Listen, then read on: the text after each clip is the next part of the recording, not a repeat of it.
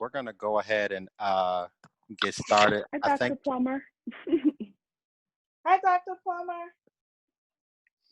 I thank you all for being here for this important topic.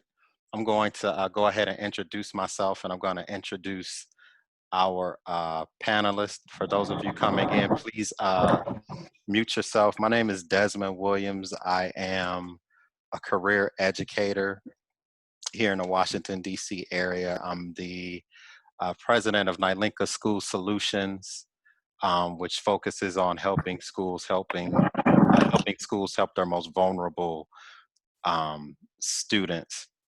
Um, I was just telling some of our panelists I am transitioning, and I recently took an administrative position at a private school in Washington, D.C., working as an assistant principal. So that's part of the reason for our quote unquote low attendance, but we'll spend our time focusing on the people who are here and who are in the room as opposed to who is not here. So I'm going to go ahead and jump us in. I'm going to introduce our panelists. And because of the intimacy of the group, what we'll do is after I introduce panelists, they can have a second to kind of fill in anything else they want to say, but we'll also let the other participants tell us who they are and kind of where they're coming to this work from. So I'm going to start with Dr. Dana Crawford. She is a pediatric and clinical psychologist. Dr. Crawford is also the developer of the Crawford Bias Reduction Theory and training.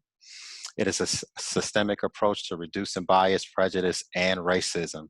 She has a thriving practice in Manhattan, New York. She is certified in medical hypnosis and biofeedback. We're going to have a conversation about that.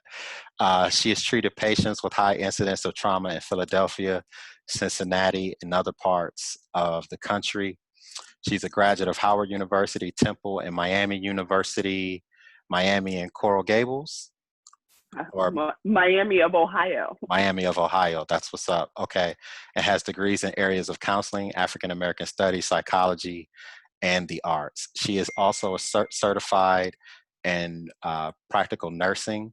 Finally, she's completing her pediatric psychology residency at Tulane University School of Medicine, a 2-year clinical fellowship with the United States Department of Defense, and a 2-year fellowship with the Center for Early Connections at Tulane University. In recent years, she has worked with the National Black Caucus to create legislation for Black maternal health equity. That's awesome. Appeared on a plethora of news platforms, conducting over 100 trainings and presentations nationally in private, public, and government sectors. Thank you for being here, Dr. Dana Crawford. Okay. Thank you for having me. Yes, ma'am. Next is Mrs. Shannon McFadden. First of all, I want to say Shannon McFadden has been a lifeline for me. She was one of the beta readers for my book. She helped me kind of go through some things in a chapter on my book on special education. So even though everything on her bio is way more important to that, just wanted to give her a public shout out for helping me along those lines. But Shannon is the owner of Streamline Consulting Services, a newly appointed director of operations and community services for Shura, a vocational rehabilitation agency in Baltimore. Additionally, she is an appointed member of the state advisory group through the Governor's Office of Crime Prevention and Youth Services. She resides in West Baltimore with her daughter, Sharice. Okay. And last but not, thank you again for being here, Mrs. Shannon. Okay. And last but not least, Dr. Linnell Plummer is the CEO and clinical director of Onyx Therapy Group, an organization committed to transforming lives through direct therapy for clients, strategic consultation, and customized professional development for organizations and agencies.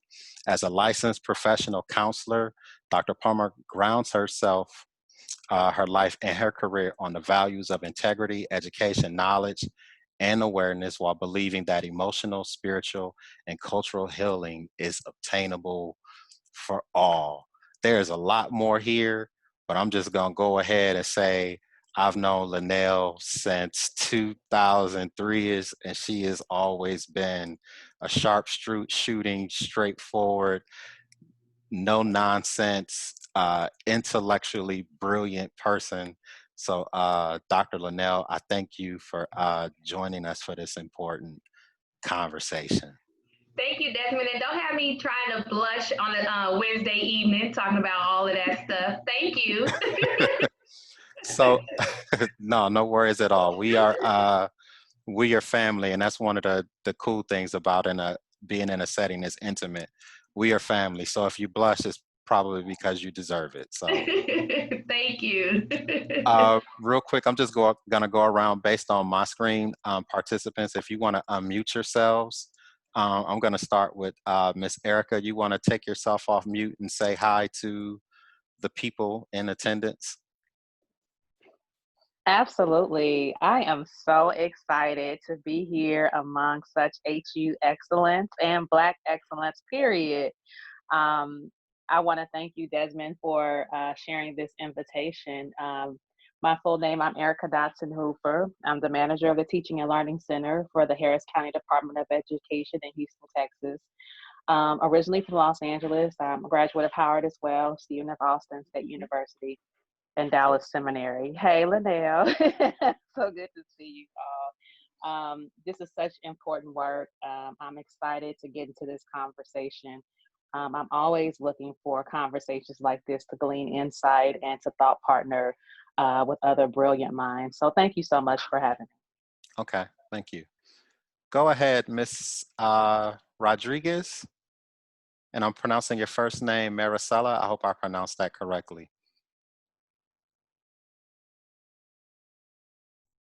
Yes. Hi, my name is Maricela Rodriguez. I am a mental health practitioner in San Francisco, California. I work as an occupational therapist. Awesome. I'm doing various things such as cognitive behavioral therapy and currently in SFUSD, trying to provide mental health services to our families and our youth. Okay, awesome. Thank you for joining us. Thank you for joining us. And Miss Bree.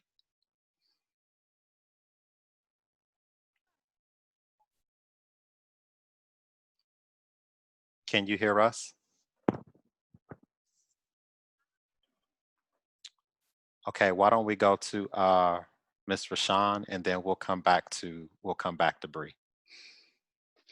Hello, everyone. My name is Rashawn. I am first and foremost here to support my fellow Howard alum. Second of all, I am an attorney at the Children's Court in Los Angeles, California. I represent parents in juvenile dependency cases. And so I'm here I serve as an attorney, but I also serve as a counselor, whatever the case may be. And so I'm just here to get some knowledge and information about how I can best help my clients and their children transition into going back to school. Okay, awesome. And Rashawn, my memory is not that great, but you are a graduate of Thomas Jefferson School of Law in San Diego. Is that correct? Yes, your memory is actually really great. Okay, yeah. Yes. Awesome. Thank you. Thank you for joining us. Ms. Bree, are you still with us? Okay, well, let's jump into this. The first question I want to ask, and this is an important conversation, but I think part of the reason why I wanted to discuss this topic is, as a parent, and I know many of us here are parents, we typically rejoice this time of year because we know our children are close to going back to school. But I think with the advent of this virus and COVID-19, we're actually thinking in the opposite. There are many unknowns, even with schools. Some of the dominoes dropping around schools, releasing their plans on what things are going to look like. But it's more of a stressful time than it typically would be around this time of year. So I guess to start us off, I just want to ask, what are you doing to help your family and to help yourself in these times? And let's start with Dana, and then we'll go to Dr. Linnell, and then we'll go to Shannon. Thank you. And I think it's a very critical question that we must all be asking ourselves, like, what are we going to do? How are we going to manage? I have two roommates. They're my children. They don't pay rent, nor do they clean. They're 4 and a year and a half. Man, they And don't clean. so we try and we're working on it. And I think, when I talk a little bit about what I'm doing, it's critical that I talk about kind of my journey through COVID. So I work for a major medical center and am an essential employee. And so there was never this COVID break for me where I was sitting at home trying to collect hobbies and learn how to sew and bake bread. So the last 4 months for me have really been looking at the face of this pandemic. And I'm also a cultural researcher. So, thinking about that piece. And then lastly, a lot of the financial struggles that are very evident everywhere, but living in New York, one of the most expensive cities, I think, on the planet, I really think about the fact that we are navigating 3 pandemics at once. And first being COVID, the second being the unveiling of racism, and the third being financial uncertainties. And so the decisions that I have made were really anchored in the ways that stress was showing up, not only in my body, but also in the ways that I parent. So I talk about the idea of pandemic parenting. And so when you're parenting through a pandemic and you have all of these stressors, there are a lot of ways that you may not be your truest self. I tend to be a value-driven person, but these 3 pandemics have really led me to be more emotion-driven. And so what I had to do was really sit back and say, what are my options? Where are my flexibilities? Where are the areas that I can make some cuts and some adjustments? And so what I decided to do was actually to leave my medical institution because I didn't feel that I would be able to parent in the way that I needed to in these coming months. The reality is that my child, my youngest child, his brain is developing, and my 4-year-old, although her brain is developing, there are some core things that she expects from me that I need to show up and be the consistent parent that she has known me to be. And I'm not going to get those brain months or years back just because my job says I'm an essential employee. So for me, it was really sitting back to the reality of this is a time in their lives that I will never get back. And so I had to make some really big financial decisions as well as professional decisions to lean into the responsibilities that feel the most critical for me right now. And that was readjusting the way that I'm working. Okay. Dr. Linnell, how are you doing and how are you managing these times? Absolutely. We're at an interesting intersection because I think that our community, specifically Black and Brown people, are reaching out for counseling more than they have historically. And that's specifically looking at what has been happening in our celebrity worlds and their conversations around mental health. Our work as mental health folks, really pushing the topics and the conversation. And then the fact that we are in a health pandemic, a moral crisis around race, and then also an economic crisis as well. And so as a company, we have been responding in the best ways possible. Lots of people have been reaching out to us for mental health services, agencies, companies, corporations, and things like that. And so what it's caused is for me to be working far more than I had anticipated, right? I am consistently working. In fact, I just got done teaching right before I came on with you guys, right? Like always working. Right. And what it's caused is a shift in our home environment, right? So I have children also. I have 2 teenagers, so I'm on the opposite end of my friend Dana. Hey, Dana girl.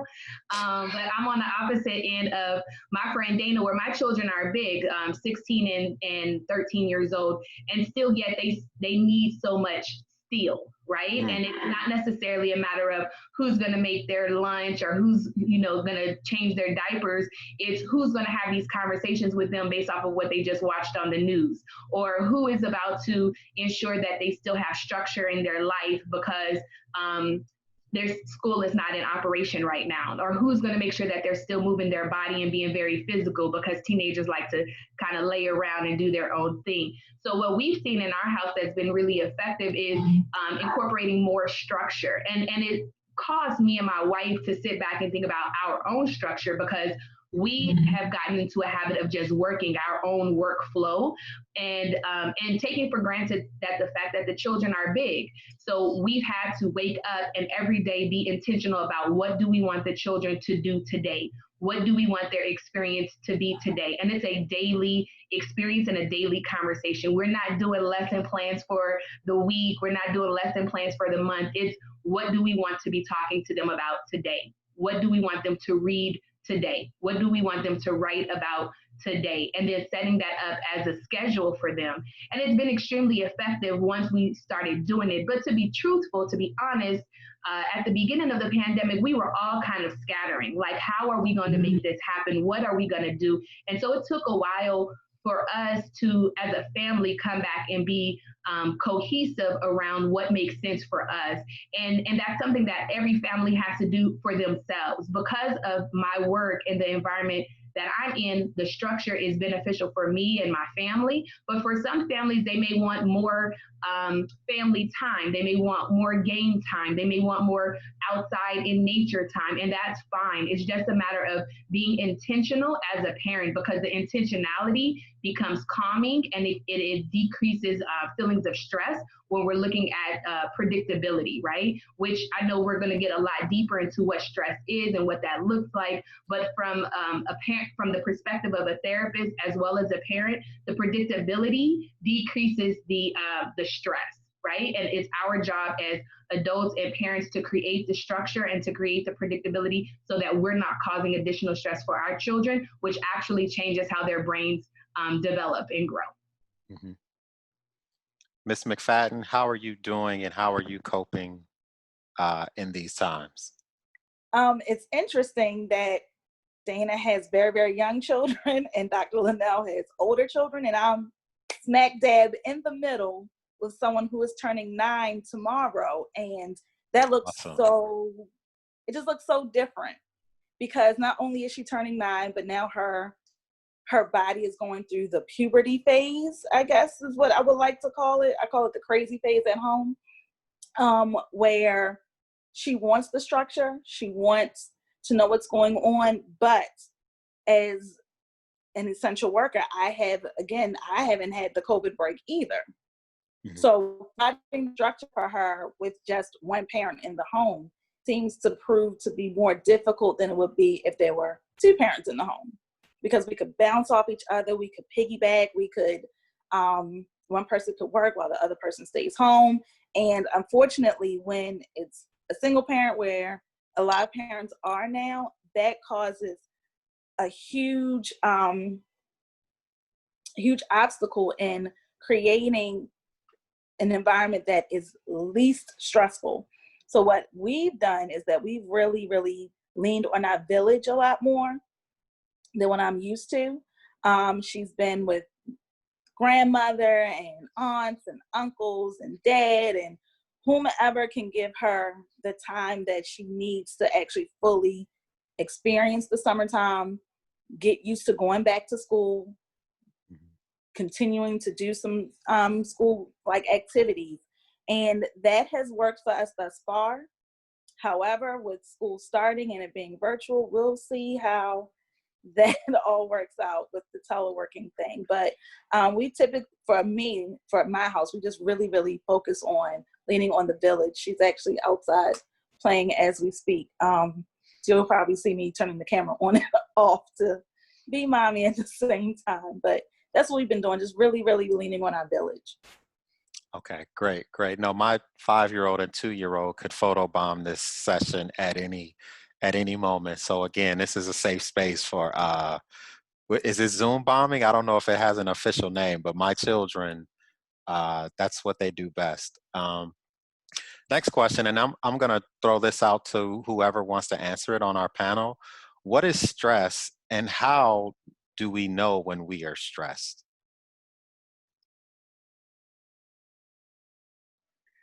I think there's a lot of different ways you could define it. You know, we can get into the brain and talk about all of those things, but how helpful is that, right? When I think about stress, it's that moment where you don't feel that you are able to manage the demands that are put before you. And that might show up in your mood. It might show up in your body. I think mood. Oftentimes, especially for Black and Indigenous people, it might show up as being very emotional. So crying when you're not typically a crier, being really irritable when you're naturally more patient, seeing anger in ways that you've never felt it before, coupled with, seeing all these emotional traumas of racialized trauma that we're all experiencing. So I think it's that piece. But then even physically, you may notice yourself needing more naps than you've ever needed before, or just constantly being tired, insomnia, not being able to sleep, drinking more than you ever have before, changes in your appetite, eating more, eating less, not bathing. And I think that's one of the areas that we see more, especially when you're working from home or your relationship to self-care, grooming, those things change. I think stress is really about the relationship that you're having with the tasks that are around you and how your mind, body, and spirit are responding to those things. When you say, if I can probe for a second, Dana, when you say not bathing, do you mean, and just in the strictest sense, a person not bathing, or a person not doing or going through the typical routines that they would normally go through if we weren't in a pandemic? I think it's personal hygiene, but I don't think that it's going to be as normal as maybe it would be if you were leaving your house, So I think there may be people who are going to work Zoom and wearing a beautiful shirt and have sweatpants or booty shorts on the bottom, right? So obviously you would not go to work in booty shorts or sweatpants. So we can't use the same standards as we typically would. But if you find yourself, especially as parents, it's really hard to engage in those self-care. It's day 3 and you can't remember, like, I think I took a shower. I think I brushed, I stopped flossing. Like those kinds of things that are going to maintain your health. So often when we have these conversations in the mental health world, we talk about self-care. But I think there are many other spaces we have to talk about, such as self-soothing, then self-care. Self-soothing are the things that get you through the day, that make you feel better. Self-care are the things that help you grow and are preventative, that help you thrive. And so I think if you're doing a lot more of the self-soothing than the self-care, that's where you start to need to ask yourself some questions and really think about ways that you can lean in to a more healthier way to engage the stress that you have. Okay. Awesome. Yeah. Go ahead, Doc. Yeah, I'll lean on with Dr. Dana with that as well, because when I think about stress and I'm talking about it, I'm looking at it for myself or with my children or then with my clients and friends. For us, it's really a matter of being extremely overwhelmed and feeling like you don't have a choice, right? It's a matter of doing more than you want to do and feeling like it's not an option, like I must do these things. And if I can't do these things, then they are not going to get done. And culturally, there's some implications to that, right? Because we have a lot of us has been socialized to believe that we have to keep pushing, right? Like we've been raised to believe that we have to do twice as much and work twice as hard to get what we want.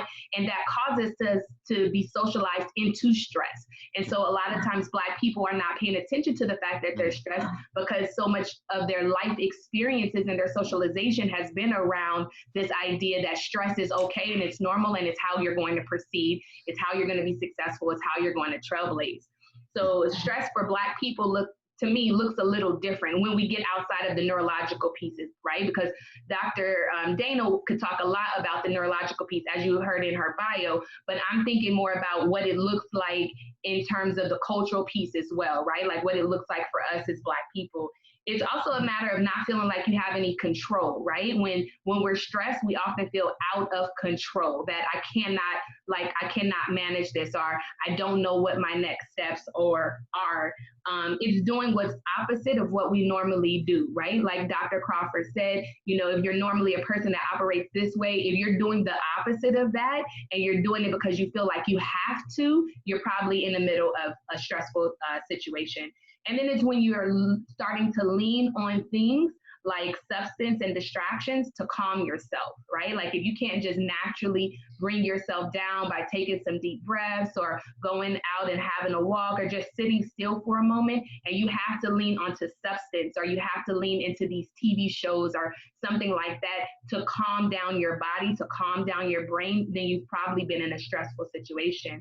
In terms of the preventative work, like Dr. Dana said, there's many things that we can do to prevent that, but the main thing is to be aware of where we stand in stress, because some people like to be stressed. Although it's not good for our bodies, it's not good for our cortisol levels, it's not good for our digestive processes in our brains. Some people operate best in stress, and we have to determine if we are one of those people. Am I a person that operates best? Do I feel like I operate best in stress? Do I actually want to get rid of stress? Because some people say they don't want to be stressed, but they actually do, right? Because it gives them this adrenaline push and things like that. And then also thinking about how we're raising our children, if we're raising them to live in stress, right? Like if we are such high wound, intense people that we are now raising children who are the exact same way. And then we create that stressful environment in the home, where the home is supposed to ideally be the safe space. It can also be the place where people have the most stress because sometimes the standards are unrealistic, and sometimes the pressure doesn't make sense, right? And so for me, it's a matter of stress being what's opposite of what feels good for you, but also being aware of where you stand in stress and what you believe about stress, and then determining if you actually want to be stress free. Okay. Awesome. Thank you for that, Linnell. Shannon, to move us along, I'm going to start you off with this question. How do we help our kids manage stress? And how do you think that's different for different age groups of children? Given what, especially given, Linnell, I like what you said about this notion of how stress impacts different groups culturally, and how Black and brown people are socialized into stress, meaning it's internalized as part of who we are as a family, or maybe even as a people. So how do we deal with that and shield our children from it, Shannon? What are your thoughts on that? It's interesting that you brought that up. Just Monday, I went to go get my daughter from her father's house. Hi, Sharice. I went to get my daughter from her father's house, and it was the longest ordeal to get her into the car. We were standing outside, and my baby just broke down into tears, and we had a good conversation about how difficult it is to switch families, to go back and forth. And I stood outside with her, we talked, I hugged her, I rubbed her back, and that was signifying her stress, because that is a stressful situation. And then you add that on top of a pandemic where before she couldn't see her father for 2 to 3 months because we were all on quarantine. Mm-hmm. So dealing with those things. So stress shows up, what I've noticed, especially with special needs children, stress shows up in different ways. And a lot of times we as parents, we forget that our children do get stressed out, and that sometimes them acting out is them exhibiting these indicators of stress. So the over emotional piece, the talking back, the not wanting to get up, them sleeping for hours on, may go to bed at 10 o'clock and not wake up until noon. They're changing appetite, them wanting to surround themselves and fully indulge in television watching. But what I really noticed is that the acting out piece. Talk about that TV. Talk about that TV watching. I mean, go ahead. I'm just saying, hey man, I'm sorry. No, it's fine. And it's interesting because you know, that self-soothing and self-care, and we use TV as an escape. We use it as a way to forget what's going on. But then with our children, that becomes so much of a crutch, because it's easy for them to use that as a way to ignore what's going on and to escape into a dream world or a false reality. And honestly, I didn't really see it like that until I'm speaking it right now in this moment. Mm-hmm. And the same way that adults do. But it's just a matter of really, I lost my train of thought that fast. My apologies. But just understanding what it looks like for your child, because every child is different. Like for my daughter, it's the over emotional responses. If I say, hey, Sharice, why did you leave your shoes by the door? I'm like, come on, Sharice, you got to pick your shoes up. Next thing I know, my child is crying. She's in tears. And then I have to check myself to make sure I didn't snap at her because I'm stressed out. because I'm trying to figure out what's going on in school, et cetera, et cetera, et cetera. So just looking at those changes in behavior when it comes to children. With the older children, it's a lot of the sleeping, a lot of the talking back. With the younger ones, it's the temper tantrums and the clinginess. And for some of us, we might not be the most clingy parents, but as our children get stressed out, they become more clingy. They want to be held and rubbed and loved up on because it makes them feel safe and secure without the ability to predict what's going to happen next in their environments. Yeah, my daughter said to my wife, "Mommy, are you doing another spreadsheet?" And you should have seen the look on my wife's face, because she's not clingy parent. She's very, this is your space, this is mine. And she's uber, this is my space, uber territorial from like 7:30 to 5 p.m. And when my daughter said that, she took it as an affront to what she does. So moving us along, Dr. Dana, what can parents do if they're feeling overwhelmed about their children's learning potentially being compromised with the start of school looming? Like, what is your advice? Yeah, I think, my advice to all parents is giving yourself permission to pause. I think none of us have ever gone through this before. There is no manual, there is no book. Every single child is going to have something that is not hit or matched, because it is not normal to have to raise a child in isolation of just one household. It's a whole reason kids go to school and have access after school activities and have all of these beautiful people in their lives that you've curated an existence for them. And then all of a sudden that's gone, right? And so I think that if your big concern is academics and you're worried about this specific thing, okay, like Dr. Plummer mentioned, make some intentions around that, make a plan, spend some time pondering. But I think the bigger piece is, don't get so caught up in the checklist. I actually invite us all to take this opportunity to lean into what you value in your parenting. So if you didn't agree with kids learning to the test, that means that now isn't the time for you to be teaching to the test. Teach your kids how to think. Teach your kids about critical thinking, reflection, asking questions, pondering, pausing, giving them self-validation. Your question before, how do we shield kids from stress? I'm not shielding my kids from stress, because I guarantee there's stress coming for them. This world right now, this has been the longest decade of our lives, 2020. So, what I'm trying to do is give them the tools for this real world that they're experiencing. And so I think it's a really great opportunity for parents to model coping. It's a really great opportunity to have transparency that is developmentally appropriate, of course. And it's a really great time for labeling and real conversations. You are your child's world right now. And so saying to your child, I'm really worried about reading, because it's going to be really important for you to be able to see words, understand words, and question words. Let's figure out a plan so you can get that skill. What's another way? Just the other day, I asked my daughter, she's 4, and I just said, do you have any advice on how I could take care of you better? Because my goal is always to be the best mom that I can be, to be the best at everything. I'm good, better, best, what? So I'm always going to be the best. So I had to ask, and she was like, well, I really think there needs to be more candy for breakfast. And she's 4. So I was like, okay, that's okay. But even to model to her, asking that question, how do I get better? What can I do?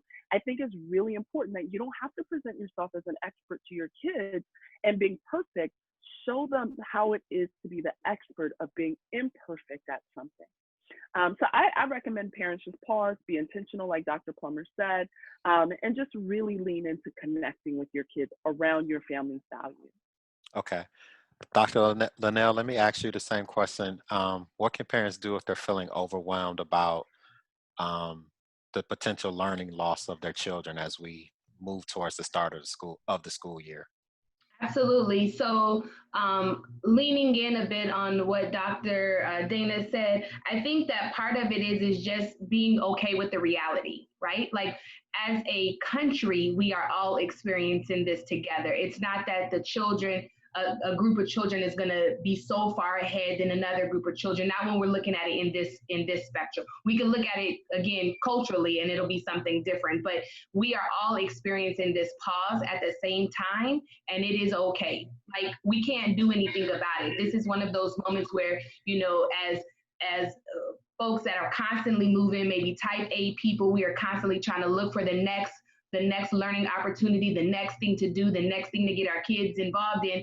And right now, it's just not the reality. And we're going to stress ourselves out if we keep trying to make it the reality. It's just not the reality. And we have to be okay with that. And as a person who is very much type A, I recognize that it takes time to be okay with the fact that you don't have control over what is happening with your kids in terms of their education, right? Lots of times we're trying to, and Desmond, I'm sure you get it too, there's parents sending emails to principals and assistant principals and teachers and trying to do this and trying to force people's hands, but that's not happening right now. So instead of trying to force others to do certain things in terms of education for your kids, sit back and think about what you want them to have and what you want them to learn, right? And it may not be in math, it may not be in science. I'm not a math and science person, but what I do value is my children's ability to read, right? To read and to comprehend and to be creative and to take the information that they get from the books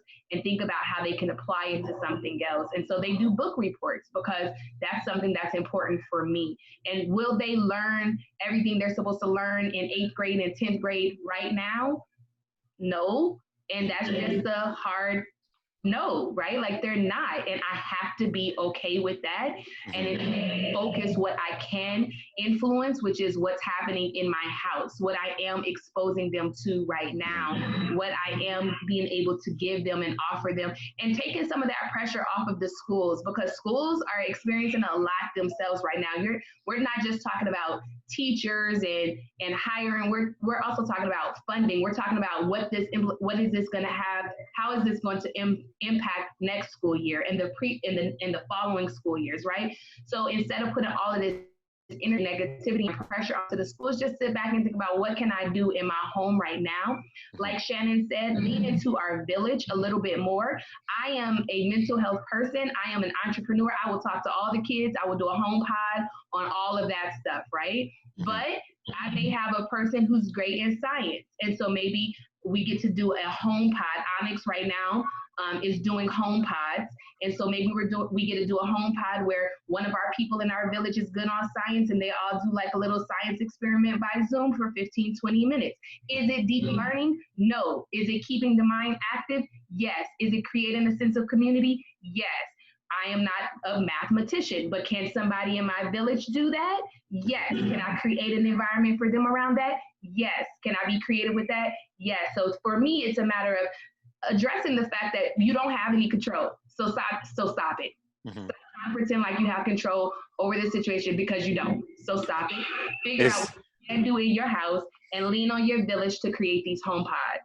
So let me probe there, because I think you touched on something dear to my heart there, and I'm almost in tears, Linnell, because this will be year 20 for me in education, right?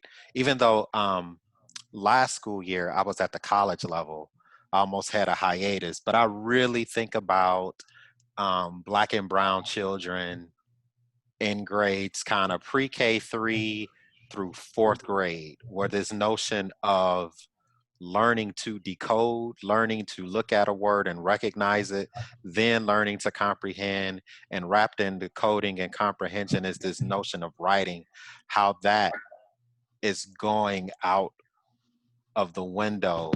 And there's a little bit of hyperbole there, but it's kind of going out the window with the digitized learning that we're doing. And I feel an overwhelming amount of stress, not only as an administrator and an assistant principal, but even as a parent. And I find it very difficult. I wrote down what you said, being okay with the reality. The reality bites, as that movie used to say. Like, what is your advice for helping us being okay with the lack of control if you are a person who does not deal well with not being able to control things, particularly if they are so impactful. Yeah. You know, I'm gonna always lean on therapy, right? Because that's what my life is. That's what my life purpose is. But I also recognize that right now it's hard to find a therapist, right? Everybody has these long waiting lists, and you know, insurances are getting complicated in these kind of ways. The, there's no easy answer to that question, Desmond. There's no easy answer to how do you just be okay with being okay. It's actually practice, right? Because we've practiced being stressed, although it doesn't always, we don't want to say that, but we've practiced. I've had lots of practice. Right. We've practiced being stressed. We've been reinforced in being stressed. For some of us, we've been awarded for being stressed, right? We get these awards for doing too much. But it's really a matter of being, of practicing doing something different and being uncomfortable with those are being okay with those feelings. We're going to not always feel good about it. We're going to walk around our house and still be upset, or we're still going to pick and pull here and try to figure out where we can control and how we can control it and things like that. For me, it's a matter of also speaking to people who can just help calm you down, even if that's only for 5 minutes. For some people, that's journaling. For some people, that's talking to somebody. For some people, it's going for a quick walk. It's a matter of what is going to soothe you in those moments where you're not okay. And by soothing, I'm hoping that it's something that you can do naturally and it doesn't involve a lot of substance, right? Because drinking and using substances right now in this pandemic is actually making things a lot more complicated for people, right? It slows down our brain and our thinking processes. It causes some more issues. But how do you be okay with not being in charge, or how do you be okay with the reality? It's a matter of practicing. It's a matter of saying it to yourself, the self-talk, the reminders, the people that are close to you reminding you that it's okay, we're all in this together, and it's going to be okay. And I'm not sure if that's the full answer that you were looking for, because there's no easy answer to that. It's a matter of practicing to be in the opposite of what you normally do. Okay. In the interest of time, I'm going to move us on to the next question, and Shannon and Dana, you all can jump in here. I want to talk for a second to middle class parents. We may not be food insecure. We may be financially secure, but there are still stresses that we have, and I just wanted to kind of get you all's feelings on the parental balance of helping my child as a learner at home and helping my child socially, but still balancing the things that I need to do as I manage my career in my home. What are your thoughts on that? It's it's interesting that Dr. Dana and Dr. Linnell both talked about being okay with being okay. Mm-hmm. And as they were talking the entire time, all I kept thinking is just breathe, because that honestly is the only way you will be able to balance, and being okay with understanding that everything is not going to get done when you want it to get done. So, you know, I have my full-time career, my business, I am in my doctoral program, and I'm still a mom. So I have to understand that I'm going to have to stretch some things out. I might have to take a hiatus from my doctoral program as well, and, you know, take a little break, because I still have to be mommy at the end of the day. And being okay with understanding that things will not get done, taking those moments to enjoy the little things in life. Like when we get off here, my daughter and I were going to go for a walk just so we can talk and decompress, and she can express her feelings about, you know, not having a birthday party and not being able to share that with her friends. So for me, even though we're not food insecure, like we have food in the refrigerator, we have things from the farmer's market, you know, there's money in the bank, still understanding that it's not going to be the same as it was before the pandemic, and being okay with saying to some people, you know what, you're going to have to wait right now. I have to be mommy first. Mm-hmm. And then being okay with telling my daughter, you may have to play a game by yourself right now because mommy has to take care of this, so we can continue to have the life that we want. because things can change. You know, it's a blessing and a curse that I am essential. You know, we provide housing and residential services for adults with disabilities. We can't put that like where they're home. So during the pandemic, and that has impacted my career, my workplace, because we've had staff test positive for COVID. So what does that look like when you're trying to bring reports home and just having that balance? So one thing I could say is just breathe, be okay with it not getting done, and setting those healthy boundaries so people don't interfere with the time that you have set aside for your family, and mainly that you don't interfere with the time that you set aside for your family and for your work. So actually putting boundaries around yourself, because a lot of us, especially us women who are career driven and have children, we try to do all of it at the same time. It gets mixed up and mushy and just gray, and just really making sure that we keep everything in set boundaries. Yeah, I think that breathing piece, is so underestimated. I think wearing so many hats of being a parent, a wife, a daughter, or a partner, a business, like all of the things that we're trying to do, and there's a cajillion ways that we want to show up. What I find, and to kind of lean into the question of like, how do you just get to be an okay? The greatest gift that you can give yourself is flexibility. So if you realize, hey, I really, really love some control. I really like things to be, as predictable as possible. Asking yourself, how can I like that a little bit less? Are there some ways that I could be okay with spontaneity? Like, how can I grow flexibility? In the work that I do, I'm an acceptance and commitment therapist. I always say my goal in our work is not to feel better, it's to get better at feeling. And so in this process, how do we help our kids? How do we balance all of those things? It's a parallel process. Everything that Shannon is saying, sometimes you have to say, pause, it's not going to happen in this exact time you want it. That's literally what we say to our kids, right? It's not going to happen right this minute. You got to wait. What do we say to our kids when you give them something? They don't say thank you. What do you have? An attitude in our house. And my daughter's like, oh, gratitude, right?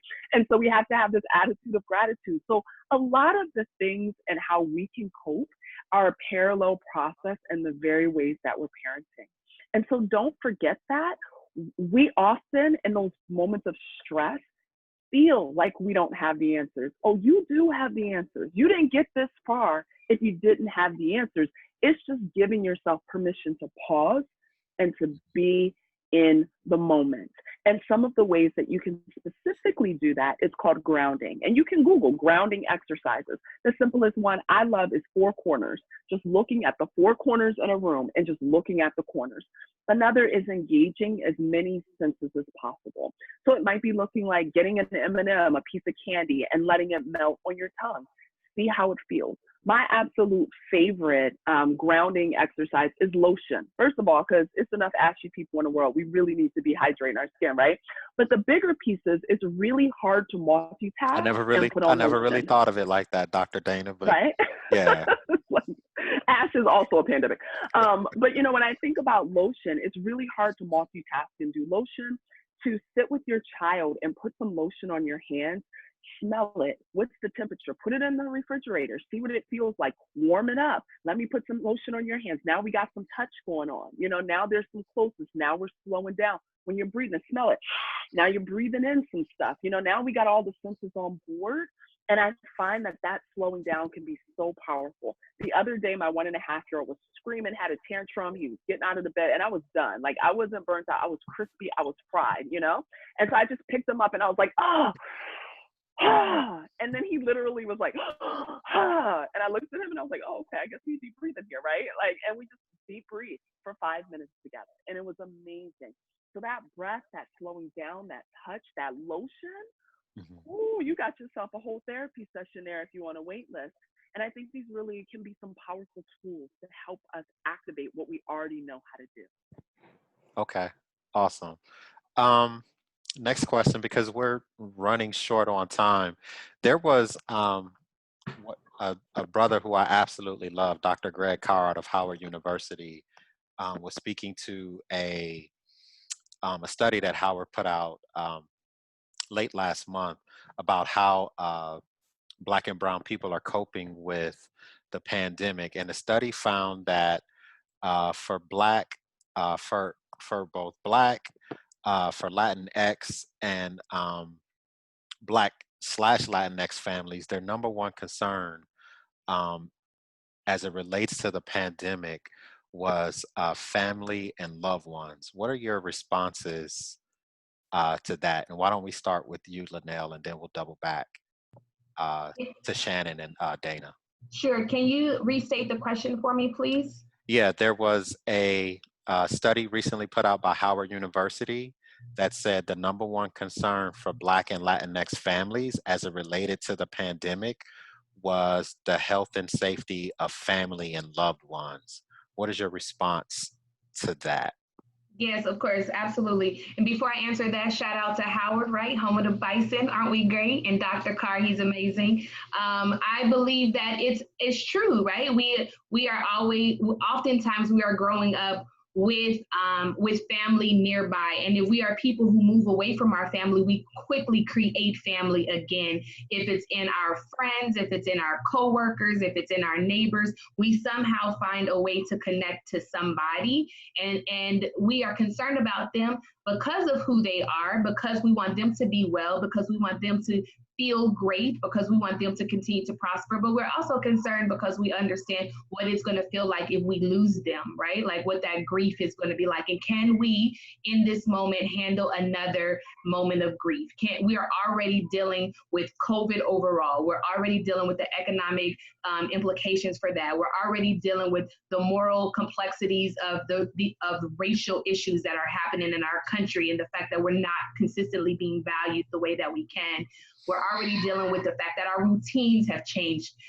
And so there's already so much loss, and we don't always call that grief, but it is grief. And so when we think about the possibility of losing our support system on top of that, it's a matter of, can we handle it? Can we really do it? And it's truly a question, because a lot of people are on the brakes of breaking down, right? Like they're just one bad email away from breaking down, or one bad call from breaking down. And so when your family and your friends are those people who pull you off the edge, and they're the people who keep you grounded, and they're the people that keep you safe, the thought of losing them is overwhelmingly scary. It's not even describable, right? And again, it's not just a matter of losing that person and that person's life being gone. It's also a matter of what we lose, and can we handle another situation of grief in this moment? Okay. I see it like that, and then just to piggyback off of what Dr. Linnell said, I might be going a little too deeply into it, but I was thinking, as she was talking about the grief and the loss, and not having those people that you built these relationships with near you, because we're so isolated. I took it back to post-traumatic slave disorder, and that shout out to Dr. Joy. I love her. We as a people, we're so used to our families being ripped apart by institutionalized racism, that this is just another thing to bring back those generational feelings, and how we wouldn't be able to see family, how we're unable to commune with them. And we are a communal people. And even with the Latinx people, a lot of them came here knowing that they're not going to see their family members for a long time, in hopes of achieving the American dream. And now you're telling them that they can't go back, and we don't know when they're going to be able to. So just those two cultural things, to me, they just lend and really feed that sense of grief that Dr. Linnell was talking about, that sense of loss, and it's more devastating when you have a history of loss and a history of being separated. And separation. Yeah. And I mean, I had a co-worker who was distraught because she didn't know whether she was going to be able to see her husband, and he's been locked up for, I don't know, 5 years. And that's, again, those losses, those things that keep us apart. And just culturally, I feel like we have gone through so much, And with the pandemic being added onto it, it creates this feeling of sadness when you have family members who have diabetes, who have high blood pressure, which are all highly prevalent in the Black community. And you're telling us that these are the same people that get impacted by COVID the most. So it really leads to that sense of grief and loss that Dr. Linnell was talking about. Yeah, and I echo all of those points. And I think, all of the things that we're talking about are epigenetics, right? The ways that our body, our DNA, we change because of the history that we have. But I also say, I think it's important that we lean into resiliency. We have this inheritance of so much suffering and so much hurt, but we also have a very rich heritage of surviving the worst atrocities that humans have ever survived on this planet, right? So if anybody's gonna survive it, it's Black and Indigenous people. And so I think, when I hear that study that says, the biggest concern is about families, I think it really goes to the fact that many of our families were already struggling before COVID. There were already family members that, maybe weren't as financially where they needed to be. Maybe they weren't the mentally wealthiest.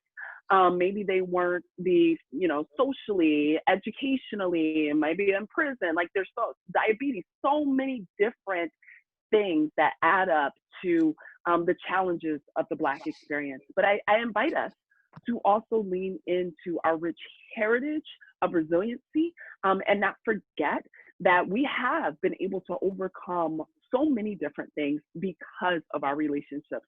And so although that is our worry, it is also our strength. And I think it's a really beautiful one that we cannot dare allow ourselves to forget. Okay. In the interest of time, I'm going to take us to the last question. And then if there are any questions that our guests have, we can entertain those.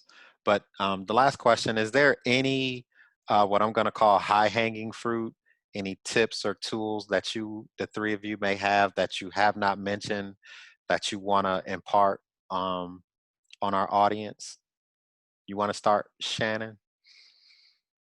I guess my tip would definitely be to enjoy the moments, because there are so many moments in this pandemic and so many things on the news that could be taken negatively that we forget the beauty, as Dr. Dana said, the beauty in these moments and the beauty in who we are. Really, really take your time, breathe, and enjoy the small little moments. Make every moment happy that you can, and just really, really focus on living a life that's peaceful, because it's enough going on right now that we don't have to add on to stress in the home. Just make your home as harmonious as possible. Just enjoy the moments. Laugh, smile, have dance parties, play with Play-Doh, TikTok, play Family Feud. Just do a lot of things to just help build the familial bond. Since we're stuck together anyway, we might as well make the best of it and just really build ourselves as a family. Mm-hmm. So mine would just be to breathe and enjoy the small moments. Okay. Dr. Linnell, what do you think? Absolutely. So when I think about considering that our children, recognizing and remember that our children are their own people with their own purpose, and that it is not by happenstance that we are born in this time and that our children are born in this time, and this will be something that shapes their lives, and to be positive about it, right? Like to not entertain this as something that's completely negative. As we talk to our children about it, help them get grounded around what is positive about this, what is beautiful about this, to stay present and appreciate the time that we do have. I think about in our house right now, we don't have our commute, right? So we all get to sleep in a little bit longer and then do morning routines and workouts and stretches and things like that we wouldn't have normally been able to do had we been commuting regularly. So seeing where some of this can cause peace for us and where some of it can cause connections for us, I think that it's important for us to remind ourselves that that this is purposeful. We don't always know it, but I'm thinking about it from a spiritual lens. We don't really know why we're experiencing this right now. We don't really know what the purpose of it is right now, but there is a purpose, and maybe there's an opportunity to connect with our spirit in a different kind of way, to connect with our ancestors in a different kind of way, to get grounded in a different type of way. And so again, my favorite word is intentionality. So going into this with a very intentional purpose and a very intentional view of just appreciating the time, appreciating the moments that we have, recognizing that it's out of our control and it's not always how we thought it would be, but it is something beautiful. We can make something beautiful out of it.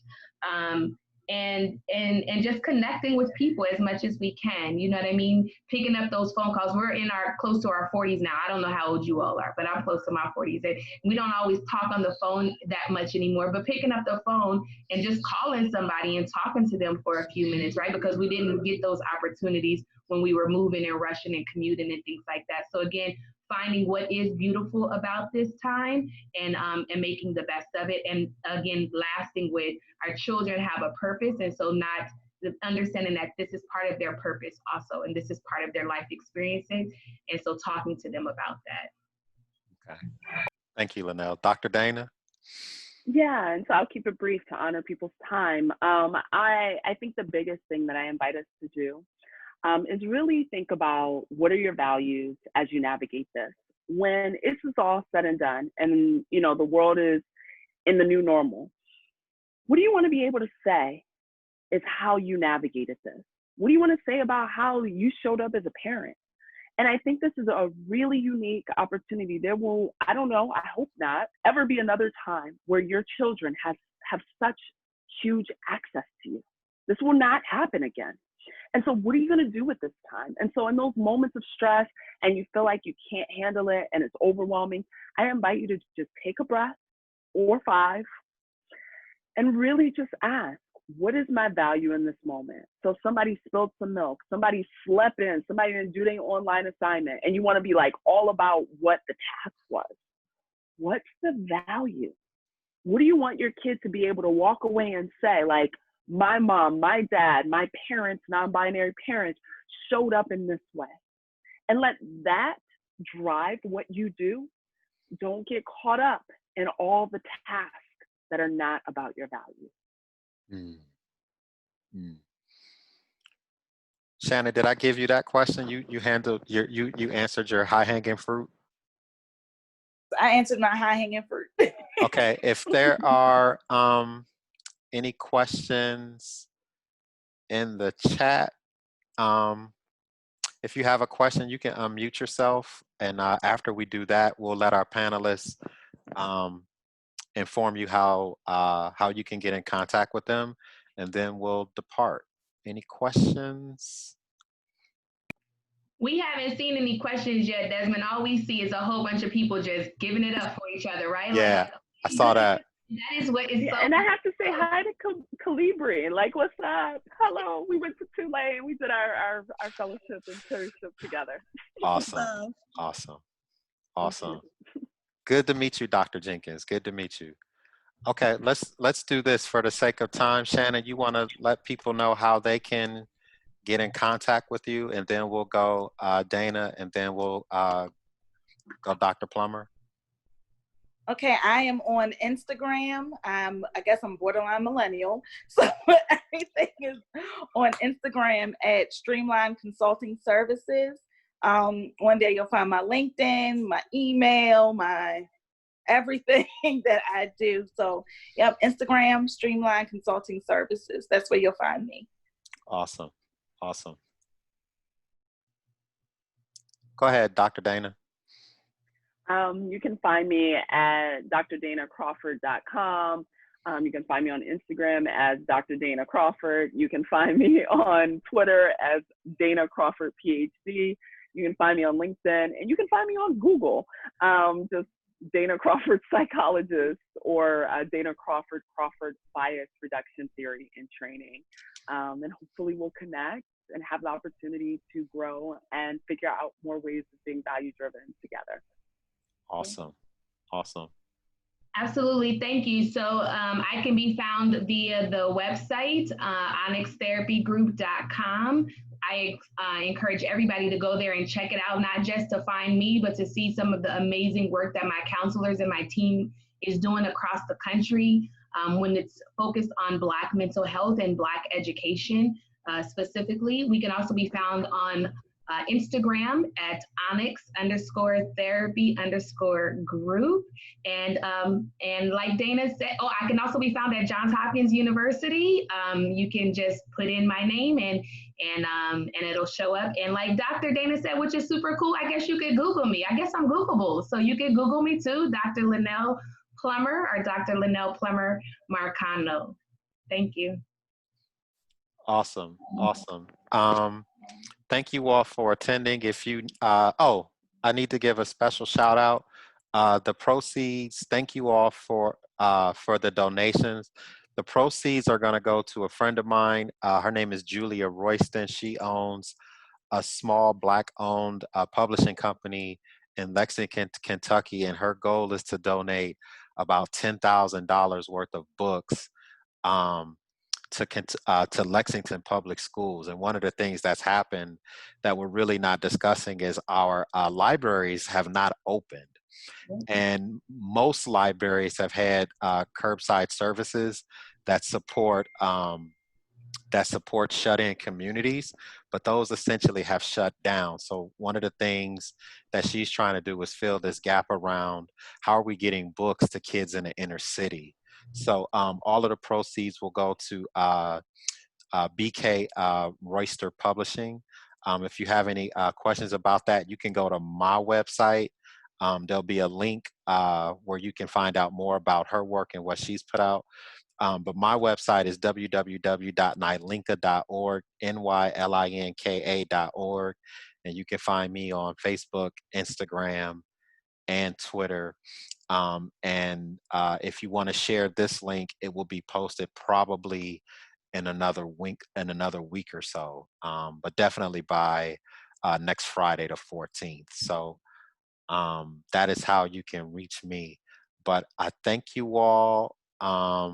Take care of yourselves. I think my final piece of advice, which is hard to kind of bottom line this beautiful panel we had. I think my bottom line, if I can bottom line it, is to take care of yourself so that we can take care of other people in our villages with the hope that we may be able to expand the size and the health of our village. So with that, I thank you all. And yeah, thank you very much. Thank you, Desmond. Thank you, Linnell. And Thank you, I'll put some Desmond. respect on that name. Thank you for having us. Thank Yes, you so ma'am. much, Desmond. Thank you. Dana, great job, Shannon. Good night, all. Bye. Nice meeting you all. Thank Nice you meeting all. you.